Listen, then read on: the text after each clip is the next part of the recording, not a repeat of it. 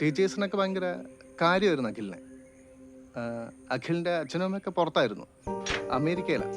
വല്ലപ്പോഴൊക്കെ വരാറുള്ളൂ. അപ്പം അതുകൊണ്ട് തന്നെ ക്ലാസ് ടീച്ചറായ അമ്പിൾ ടീച്ചറായിരുന്നു അഖിലിനെ ലോക്കൽ ഗാർഡിനെ പോലെ നോക്കിയിരുന്നത്. എൻ്റെ ടീച്ചിങ് ലൈഫിൽ ഞാൻ ഒരുപാട് സ്റ്റുഡൻറ്റിനെ കണ്ടിട്ടുണ്ട്.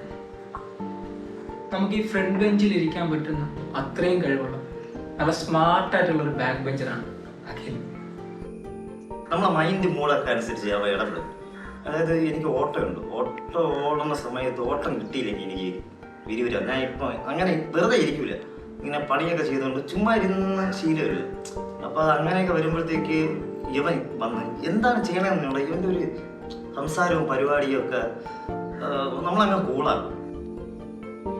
ആദ്യമായിട്ട് കാണുമ്പോൾ തന്നെ നമുക്ക് ഒരു കണക്ഷൻ ഉണ്ടാക്കിയെടുക്കാൻ പറ്റുന്ന വളരെ ഓപ്പണായിട്ട് സംസാരിക്കുന്ന ഒരു മനുഷ്യൻ.